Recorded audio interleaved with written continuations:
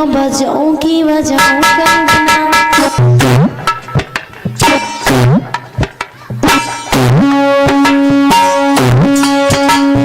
चूड़ियां बजाऊंगी बजाऊं कंगना। शायद है हमारे ऋषि मुनियों ने इसीलिए स्त्रियों को व्यास मंच पर बैठने के लिए मना किया है, क्योंकि आप देख रहे हो आज की स्थिति कैसी है।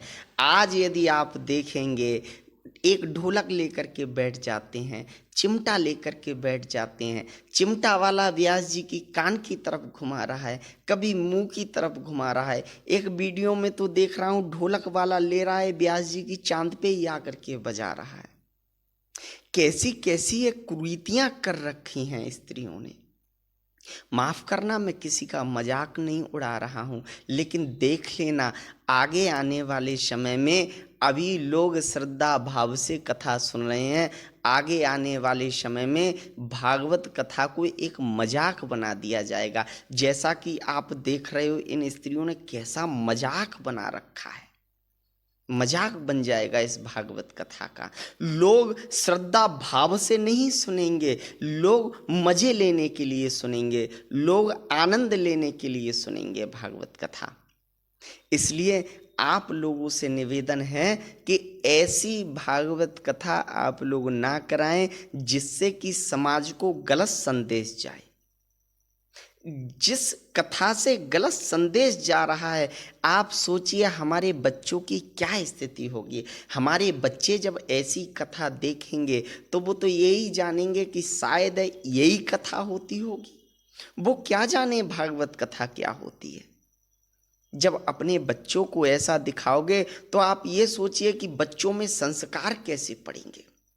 इसलिए आपसे निवेदन कर रहा हूं, आप सबसे बड़ी बात तो ये सोचिए कि ये जो भागवत करने वाली स्त्रियां हैं ये खुद तो नरक में जाएंगी ही। मैं तो सोच रहा हूं जो परीक्षित बने हुए हैं उनकी क्या स्थिति होगी। जैसे ही गुरु तैसे ही चेला, होए नरक में ठेलम ठेला। तो आपसे निवेदन है, ये जो आला गा रही हैं, ये जो अपना गाना गा रही हैं, अच्छी बात है, आप गाइए, आला गाइए, गाना गाइए, भजन गाइए, लेकिन व्यास मंच को छोड़ दीजिए। व्यास मंच पर ऐसे उल्टे सीधे कर्म ना करें। इतना इतना मेकअप करके बैठ रहे हो क्यों जी। आप जानते हो कि जो स्त्रियां गाना गाती हैं, जो स्त्रियां भरे मंच पर इतना ज़्यादा मेकअप करती हैं, उनके लिए क्या बोला जाता है? उनके लिए व्यास जी नहीं बोला जाता है। ये तो आप भी जानती हैं। इसलिए आपसे हाथ जोड़ करके निवेदन है, व्यास मंच को खराब मत कीजिए। आप प्रवचन करिए, प्रवचन दीजिए, लोगों को अच्छी अच्छी शिक्षा दीजिए। व्यास मंच पर बैठ करके गाना गा रही हैं, चूड़ियाँ बजाऊं कि बजाऊं कंगना। अब बताओ, ऐसे ऐसे गाना गा रही हैं। इसलिए एक मैं सुन रहा था, एक कोई कथावाचिका है, वो गाना गा रही हैं, अच्छा सेला दिया तूने मेरे प्यार का, यार ने ही लूट लिया घर यार का। क्यों जी, ये व्यास मंच पर गाना गाने के लिए अनुमति आपको किसने दी है? और सबसे बड़ी बात यह है, आप व्यास मंच पर इतना उल्टा सीधा बोलती रहती हैं। ये जो मैं देखता हूँ इधर की लड़कियां आजकल इतनी कथावाचिका होती जा रही हैं और केवल आला गाती जा रही हैं। आप लोग किसी संप्रदाय से नहीं जुड़े हुए हो, किसी संप्रदाय से जुड़िए, किसी गुरु की शरण में जाइए। जब आप किसी गुरु की शरण में जाएंगे वो आपको अच्छी शिक्षा देंगे। वृंदावन में जाइए, वृंदावन में एक से एक कथा पढ़ाने वाले हैं, आप उनसे शिक्षा ग्रहण कीजिए।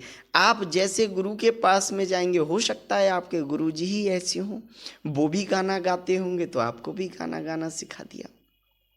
इसलिए मैं, आप जितने भी लोग इस प्रवचन को सुन रहे हैं, इस कथा को सुन रहे हैं, आप सभी से निवेदन करूंगा, आपको यदि कथा करानी है तो अच्छे व्यास से कथा कराइए जो आपको ज्ञान का उपदेश दे, जो आपके बच्चों में संस्कार दे। ऐसा नहीं कि जो आपके बच्चों को बिगाड़ करके चला जाए, जो समाज का नाश करके चला जाए। ऐसे कथावाचक को आप मत पकड़िए, नहीं तो मुझे लगता है कि समाज का नुकसान हो जाएगा, समाज बट जाएगा हमारे यहाँ।